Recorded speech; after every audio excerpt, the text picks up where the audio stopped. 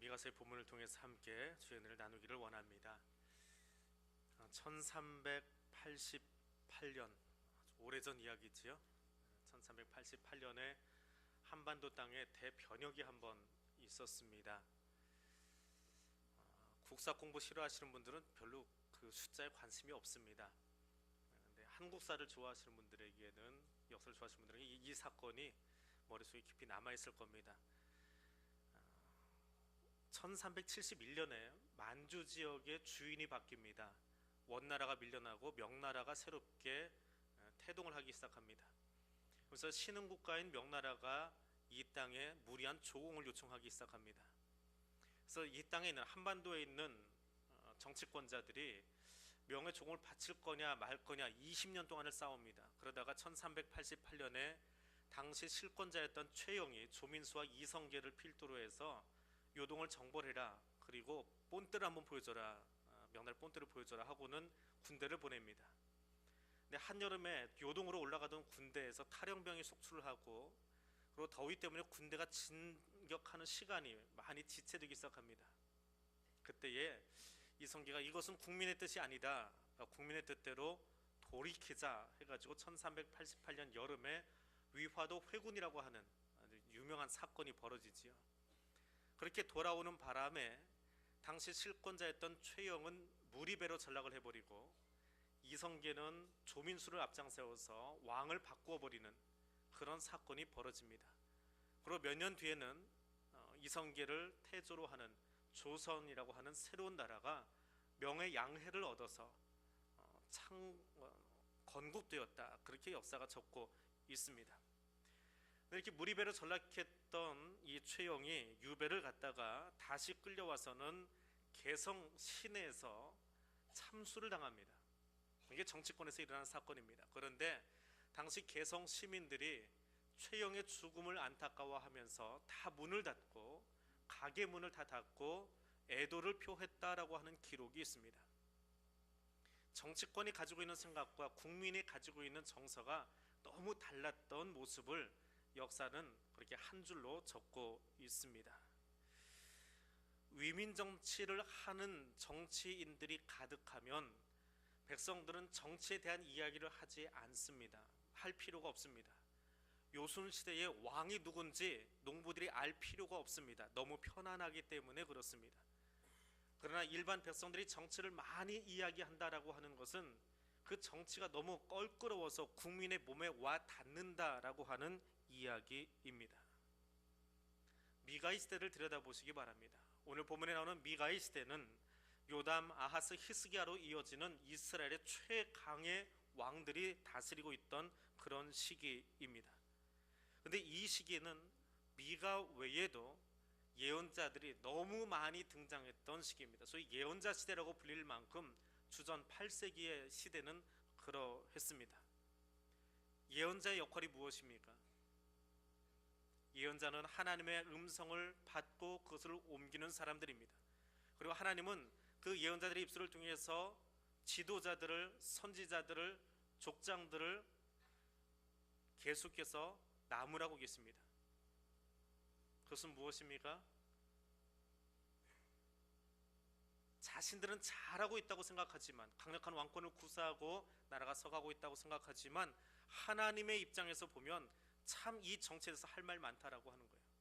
예언자가 많았다라고 하는 것은 겉으로 보기에는, 사람이 보기에는 괜찮아 보이는 나라를 끌고 나가고 있지만, 나는 너희한테 할 말 많다, 너희의 통치가, 너희의 모습이 마음에 들지 않는다라고 하는 표현일 수밖에 없습니다.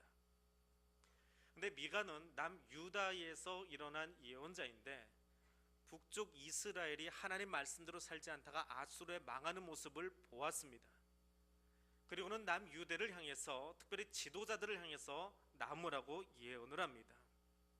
그럼에도 불구하고 유다의 지도자들은 자기 뱃속 불리기에 굉장히 급급한 모습을 보이고 있습니다.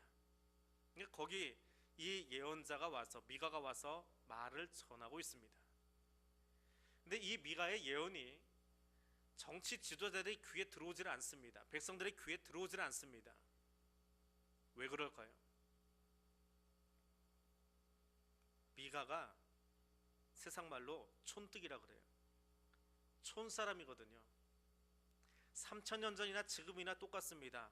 학벌 없고 학위 없고 비전문가로 보이는 사람들이 농촌에서 갑자기 올라와 가지고 하나님 말씀이라고 선포하고 있으니까 지까짓 게 뭘 얼마나 안다고, 네가 국제성서를 알기나 해? 이 나라가 얼마나 잘 움직이고 있는데 와서 그런 소리 하는 거야 하고 무시해 버렸습니다. 짧은 책이지만 이사야 같은 궁중 예언자는 66장에 해당하는 예언서를 기록했지만 미가는 정말 짧은 책을 기록했습니다. 그런데 깊이나 혹은 그 중심적인 메시지는 이사야보다 훨씬 더 굵직한 예언을 전하고 있는 것을 볼 수 있습니다. 왜 하나님이 미가를 쓰셨을까요? 이사야를 사용하지 않고 미가의 입술을 통해서 그 강력한 메시지를 선포한 이유가 무엇이겠습니까? 하나님의 메시지가 사람의 관심에 따라서 흐려질 수 있더라라고 하는 것입니다. 그럼에도 불구하고 하나님은 그 말씀을 선언하고 계십니다. 미가서 4장까지 이어지는 말씀을 들여다보면, 더 크게는 미가서 1장부터 나오는 그 예언의 메시지를 들여다보면 하나님이 그 지도자들을 향해서 얼마나 관심을 갖고 있는가라고 하는 것을 볼 수 있습니다. 경건함이 사라진 세대를 탓하기 전에, 경건함이 상실되어진 세대를 탓하기 전에 지도자들을 바라보시는 하나님의 마음을 읽을 수가 있습니다. 하나님이 유대의 법을 관리하는 족장들을 향해서 이야기합니다. 미가서 3장에 보니까 하나님이 그들을 고발하시면서 이야기하시는데, 너희들이 법의 집행을 맡고 있는데 바르게 집행되지 않고 있다. 그러면서 이렇게 이야기합니다. 너희가 공의를 알고 있지 않느냐? 그런데 내가 너희의 행위를 보니까 너희가 백성들의 가죽을 벗기고 뼈에서 살점을 뜯어먹고 있구나. 말이 굉장히 거칠지요. 궁중의 예언자인 이사야 같았으면 부드럽게 몇 장에 걸쳐서 풀어 이야기할 겁니다. 근데 미가는 참 거칠게 이야기합니다. 그게 하나님 메시지인데 거기다 무슨 살을 붙입니까? 그걸로 땡 하고 지나가 버립니다. 바로 뒤에는 선지자의 이야기가 나옵니다.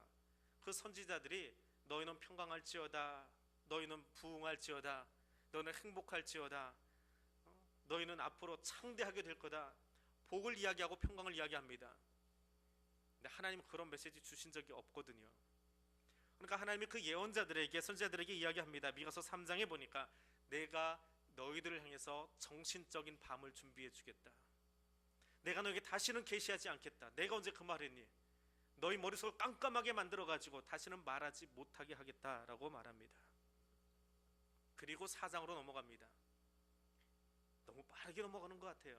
근데 미가서는 아주 단순 명료하게 이야기를 전합니다. 이게 하나님의 마음입니다. 그 마음은 내가 장차 이 땅에 평화의 나라를 선포해 주겠다. 두 번째, 이 평화의 나라는 지금 인간 왕을 통해서 하지 아니하고 내가 직접 통치하겠다. 세 번째, 지금은 너희가 이 땅에서 잘 살고 있지만 내가 다 쫓아내버리겠다. 그리고 다시 불러들이겠다. 왜? 회복이 무엇인지 가르쳐 주기 위해서. 네 번째, 그래서 그렇게 다시 돌아온 백성들을 통해서 에덴으로 돌아가는 것이 무엇인지, 나의 나라를 세우는 것이 무엇인지 너에게 보여주겠다. 그것이 4장 메시지입니다. 간단하지요? 그리고 5장으로 넘어갑니다. 5장에서는 그 해방을 맛본 사람들이 누릴 진정한 통치가 무엇이냐, 그것이 오늘 본문입니다. 미가의 이야기입니다. 미가를 통해서 주시는 하나님의 메시지입니다. 그 예언의 백미에는 베들레헴에서 예언하고 있는 한 사람의 모습이 보입니다. 사실 미가가 예언하고 있던 이 시기에 유대라고 하는 나라가 기울어지지 않았습니다. 오히려 튼튼합니다. 건강합니다. 그럼에도 불구하고 하나님이 통치자들을 향해서 백성들의 포로 귀환을 예고하시고 메시아의 출현을 이야기하는 이유가 무엇입니까? 내가 너희에게 가진 마음은 너를 심판하고 너희를 죽이고 너를 저주하고 너를 멸망시키려 함이 아니라 회복이고 하나님의 평강이다라고 하는 것을 알려주기 위한 것입니다. 근데 그것을 위해서 하나님은 새로운 정치 세력을 약속하거나 자주 독립을 이야기하거나 자주 국방을 이야기하지 않으셨습니다. 하나님은 베들레헴에서 태어날 한 사람, 그 사람을 이야기하고 있습니다. 그 사람이 태초부터 영원까지 우리 가운데 계셨던 분이다 라고 이야기하고 있습니다. 베들레헴은 촌입니다. 촌사람 미가가 올라와서 새 왕이 나타나는데 예루살렘 성이 아니고 왕궁이 아니고 촌에서 한 왕이 나타난다라고 이야기하니까 예루살렘의 정권을 잡고 있는 사람들의 마음속에서는 어떤 생각이 들까요? 생각할 거 없지요. 그냥 치부해버리면 되는 거지. 미가가 그렇게 취급당하고 있는 겁니다.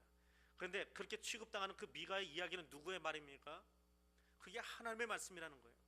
사람들은 자신들의 관점을 가지고 들으니까 말이 안 되는 소리를 하고 있는데, 하나님의 관점에서는 지금 여기 베들레헴을 통해서 새 왕을 일으키겠다. 봐라, 내가 촌에서 미가를 불렀다가 너에게 예언하게 하는 것처럼 나 그렇게 말하겠다. 그런데 그 예언이 어디서부터 나오느냐? 사무엘하 7장에 나오는 다윗 언약에 기초해서 이야기한다라고 하는 거예요. 갑자기 미가가 정신이 확 올라와가지고 와서 예언하는 것이 아니라 사무엘 시대에 이미 예언되어졌던 다윗과 맺었던 약속을 하나님이 기억하고 지금 여기 시행하고 있더라라고 하는 겁니다. 하나님의 구원 약속은 어느 날 갑자기 되어진 것이 아닙니다. 태초부터 이미 준비되어졌더라라고 하는 것입니다. 그리고 그 약속은 비단 다윗의 언약에만 기초한 것이 아니라 태초에부터 상고에부터 오래전부터 준비되었다라고 말하는 것입니다. 그래서 오늘 5장 2절 말씀을 보니까 이 말은 상고에니라, 태초에니라, 오래전부터 너를 위해서 준비되었던 방법이다라고 이야기합니다.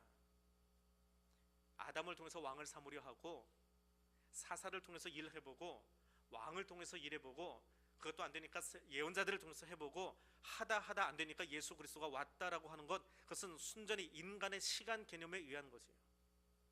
우리 역사 개념에 놓고 보니까 그렇게 순서대로 보이는 거예요. 그런데 시간과 공간을 초월해 계신, 시간 밖에 계신 하나님의 입장에서 보면 하나님은 이미 우리를 향해서 하나님이 직접 통치하시는 하나님의 나라를 준비해 놓고 계셨어요. 근데 그것을 우리의 머리로, 우리의 시간으로, 우리의 감각으로 풀어내다 보니까 아담 왕을 이야기하고 사람 왕을 이야기하고 사람의 직제를 이야기하는 겁니다.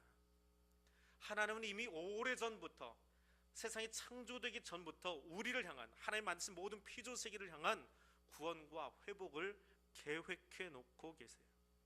그래서 예수 그리스도는 2000년 전에 갑자기 이 땅에 뚝 하고 떨어진, 하늘에서 내려오신 하나님의 아들이 아니라 준비되어진, 이미 우리와 함께하기로 하나님 스스로가 작정하고 그렇게 창조가 시작되었고, 그렇게 지금 우리의 인간 시계 속에서는 마지막을 향해서 달려가고 있을 뿐이더라라고 하는 겁니다. 동일한 이치로 하나님은 지금도 저와 여러분의 역사의 현장에, 삶의 자리에 들어와서 우리와 함께하고 계십니다. 우리를 보고 계십니다. 우리를 지키고 계십니다. 근데 그 보고 계시고 지키는 것이 어느 날 갑자기 내가 예수 믿었기 때문에 오늘부터 시작되는 사건이 아니라 태초부터 하나님의 계획하심 속에 우리를 만나고 준비하고 여기까지 이끄셨음을 분명히 믿으실 수 있기를 원합니다. 때로는 내 눈이 가리워져서, 때로는 내가 아직 예수 만나는 방법을 알지 못해서 세상 가운데 살고 있다가 누구의 인도를 받아서, 혹은 어느 날 내가 기도하는 가운데 영의 눈이 뜨여서 하나님을 만난 것 같지만 착각하지 마세요. 하나님은 그 전부터 이미 여러분을 향한, 나를 향한 계획을 갖고 계십니다. 오늘 예배 드리는 중에도 내 마음이 답답해서 하나님이 보이지 아니하고, 혹은 내 원대로 되어지지 않아서 모든 일들이 어그러진 것 같아 보이고, 하나님 내가 어디로 가야 됩니까? 푸념하는 사람이 혹 있을지 모르겠지만 분명히 믿으시기 바랍니다. 하나님은 그런 여러분과도 지금도 함께하고 계십니다. 하나님은 여러분이 지금 그 낙심한 자리가 아니라, 상처난 자리가 아니라 회복의 자리로 나아가기를 우리 하나님 원하고 계십니다. 미가 예언의 백미는 회복입니다. 하나님 회복을 이야기하고 계십니다. 회복의 말씀이, 미가를 통해서 들려주시는 회복의 말씀이 내 것이 되어지려면 내가 어디로 돌아가는지 알아야 돼요. 회복이 무엇인지 알아야 됩니다. 회복이 무엇인지 알지 못하니까 말씀을 들어도, 예언서를 읽어도 재미가 없는 거예요. 맨날 혼내는 것 같고 회초들고 쫓아나오시는 하나님이 보이고 있는 겁니다. 노예 해방이 끝나고 나서 미국의 노예들이 자유함을 누렸습니까? 그렇지 않습니다. 대한제국을 끝내면서 양반 상인의 계급제도가 철폐되었습니다. 근데 자유함을 누렸습니까? 그렇지 않습니다. 노예제도가 법적으로는 해소됐지만 그러나 인간의 법이 그들을 자유하게 하지 못합니다. 왜요? 그 노예들이 주인에게서 풀려난 다음에 돌아갈 곳이 없어요. 어디로 갑니까? 내가 살던 곳은 주인의 집인데 아프리카로 돌아가야 됩니까? 아니면 오늘 해방되었으니까 밖에 나가서 새 집 짓고 새 일감 찾아서 일할 수 있습니까? 상인이 오늘 법령이 새로 선포되어서 양반과 똑같이 큰 갓 썼지만 그렇다고 그가 양반님네처럼 살 수 있습니까? 그렇지 않습니다. 법은 만들어졌지만 구조가 바뀌지 않았거든요. 인간의 법으로는, 사람의 법으로는 우리가 진정한 자유를 누릴 수가 없습니다. 유대인들이 바라는 회복이 있습니다. 다윗 왕조의 회복입니다. 다윗 왕조가 어떤 곳입니까? 북으로는 지금의 시리아를 지나서 터키 남단까지가 이스라엘 영토입니다. 동쪽으로는 요단을 건너서 지금의 요르단과 모압, 에돔 지역까지가 그들의 영토였습니다. 서쪽으로는 팔레스타인 지구, 두로 시돈 지역까지, 지중해 앞바다까지가 그들의 영토였습니다. 남쪽으로는 시나이 반도로 애굽에 올라오지 못하도록 확 틀어막고 있는 그것이 다윗의 영토였습니다. 그 땅의 회복입니다. 그런데 지금 이스라엘은 어떻습니까? 제가 이스라엘 가보지는 않았는데요, 그 이스라엘에 관한 자료들을 학교에서 배우다 보면 예루살렘 거리에 가장 많은 비율을 차지하는 사람들이 누군지 아십니까? 유대인이 아니고 아랍 상인들이랍니다. 장사하는 사람들. 성지순례 가서 예루살렘 가지고 물건을 사면 유대인에게 사는 것이 아니라 신기하게도 아랍 사람에게 성지순례 코스에 선물을 사온답니다. 예루살렘 옆에는 피에로가 있습니다. 팔레스타인 사람들, 소위 블레셋 사람들입니다. 그걸 지금 말로 피에로라고 합니다. 여전히 쫓아내지 못한 채 피에로 자치정부 수반을 두고 운영하고 있습니다. 남쪽의 이집트가 정권이 바뀌면서 이스라엘을 위협하고 있습니다. 시리아 땅은 이미 다른 나라 땅이 되어 있고요, 모압과 에돔 지역 차지한 것 같지만 여전히 그들과 수시로 전쟁 벌이고 있습니다. 21세기 이스라엘의 목표가 무엇입니까? 이스라엘 영토의 회복입니다. 대한민국의 꿈은 무엇일까요? 선구자 노래처럼 만주에 말 달리던 그 시절을 추억하면서 거기 광개토대 왕이 차지했던 땅이니까 거기까지 우리가 회복하고 독도와 이어도와 홍도와 마라도 위로 우리의 전투기를 자유롭게 날릴 수 있으면 그것이 대한민국이 부흥하고 잘 되는 것입니까? 그것은 돈이 있고 비행기가 있고 공중급유기 있으면, 무기가 있으면 되어질지도 모릅니다. 그것은 인간이 바라는 회복이에요. 힘의 논리가 지배하는 땅입니다. 하나님이 원하시는 회복은 대체 어떤 것입니까? 하나님의 통치는 하나님의 말씀대로 서서 함께 달려가는 것입니다.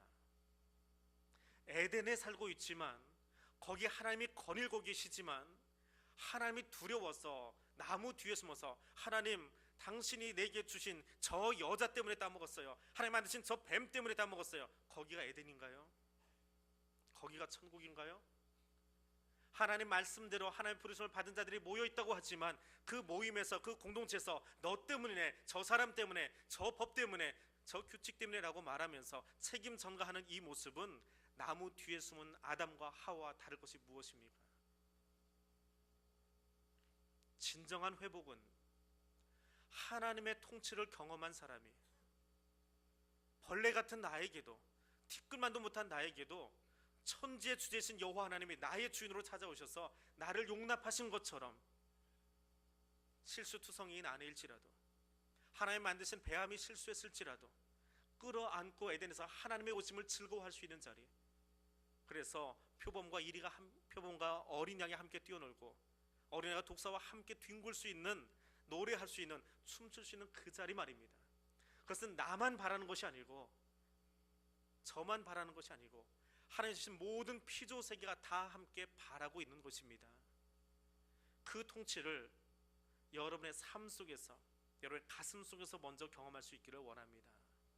다른 사람 때문에 눌려 사는 삶이 아니라, 다른 사람에게 핑계하고 사는 삶이 아니라, 나를 구원해 주신 하나님 때문에, 나의 왕 되신 하나님 때문에 내가 자유함을 누리고, 그 자유함이 나 혼자만 누리는 것이 아니라, 예수 믿고 내가 교회에서 직분 받아서 나 혼자만 즐거운 것이 아니라 함께 즐거워할 수 있는, 부부가 함께 즐거워하고 지체들이 함께 즐거워하고 동역자들이 함께 누릴 수 있는 그런 아름다운 나라를 오늘 내가 앉아있는 이 방석 위에서, 오늘 내가 살고 있는 우리의 가정 가운데서, 그리고 우리가 함께 동역하는 이 교회 안에서, 이 민족 가운데서 함께 만들어갈 수 있기를 원합니다. 누가 이 일을 할 수 있습니까? 오바마 대통령이 해줄까요? 시진핑이 해줄까요? 박근혜 대통령이 해줄까요? 그렇지 않습니다. 세상의 왕은 힘의 논리로 존재합니다. 하나님이 그들에게 권한을 위임하긴 하셨지만 그들이 이 땅에 하나님 나라를 만들어가는 것은 아닙니다. 하나님의 나라는 하나님의 통치를 경험해본 사람들을 통해서 만들어갈 수 있습니다. 하나님의 통치를 경험한 사람들이 누구입니까? 그 사람이 그리스도인입니다. 그리스도인은 하나님의 통치를 자기 삶 속에서 경험해본 사람들입니다. 죄인인 나의 삶을 하나님이 통치하셔서 새 피조물로 살아가게 하신 것을 경험한 사람들이 자기의 가정을, 또 교회를, 민족을 바꿀 수 있는 것입니다. 고난을 맛보고도 그 고난 뒤에서, 십자가 뒤에서 우리에게 은혜 주시는 하나님을 맛본 사람들이 현재 고난을 바라보면서 투정하고 불평하고 시기하고 질투하는 것이 아니라, 십자가 위에서도 그 모든 고난을 다 받으시면서 우리에게 평화 주기 원하셔서 죽음과 부활을 선택하셨던 주님처럼 내가 가정을 위해서, 내가 교회를 위해서 그렇게 살아가기로 작정한 사람들을 통해서, 또 그렇게 사는 사람들을 통해서 이 땅에 하나님의 나라가 만들어질 수 있습니다. 사회 윤리와 도덕이 다 무너져 갑니다. 이혼 쉽게 합니다. 법규 위반 쉽게 합니다. 근데 그곳에 어떻게 하나님 나라가 임할 수 있습니까?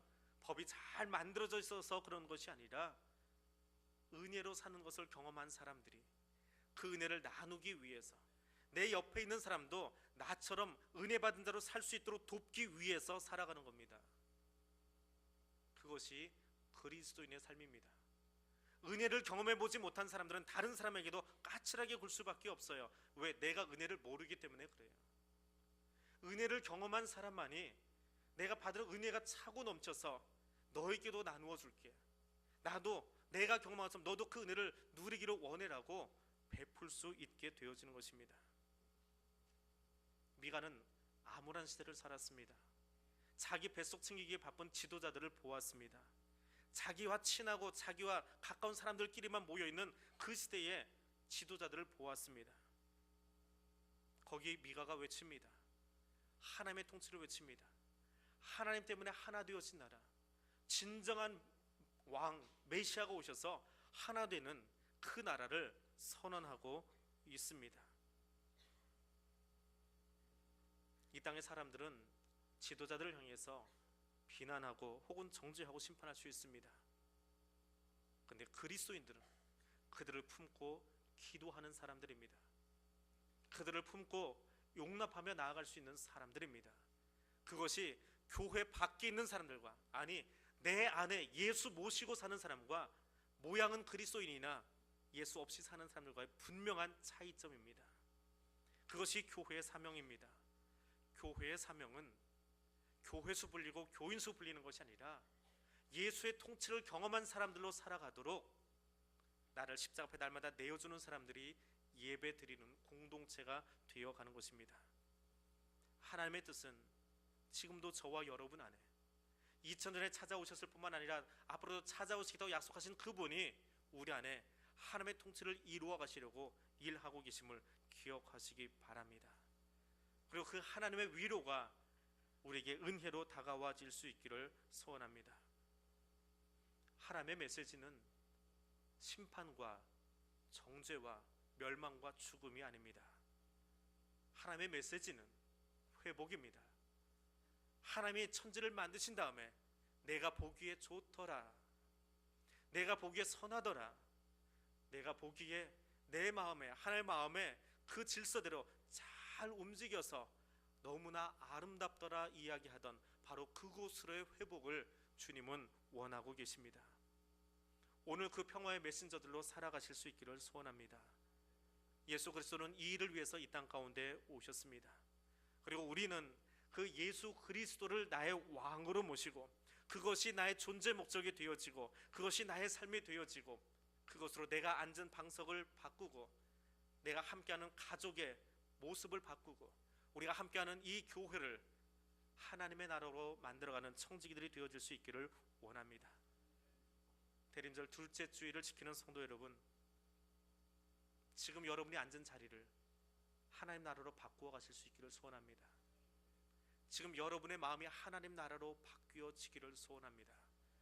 그 은혜를 경험함으로 나만 감당할 수 없어서 오늘 여러분의 식탁에서 여러분이 나아가 일하는 그곳에서 그 하나님의 나라를 같이 전하고 같이 누릴 수 있는 성도들 되어질 수 있기를 원합니다. 그것을 위해서 나를 성령의 법 아래 내려놓을 수 있기를 원합니다. 나의 법, 인간의 법이 아니라 성령의 법 아래 나를 내려놓음으로 그 성령의 법이 나를 통치하고 나를 지배함으로 하나님의 오늘 미가를 통해서 예언해 주셨고 바라시는 그 나라를 오늘 우리 교회 가운데에 그리고 이 민족 가운데 만들어가는 하나님의 평화의 사도들로 살아가시기를 주님의 이름으로 부탁드립니다. 기도하겠습니다.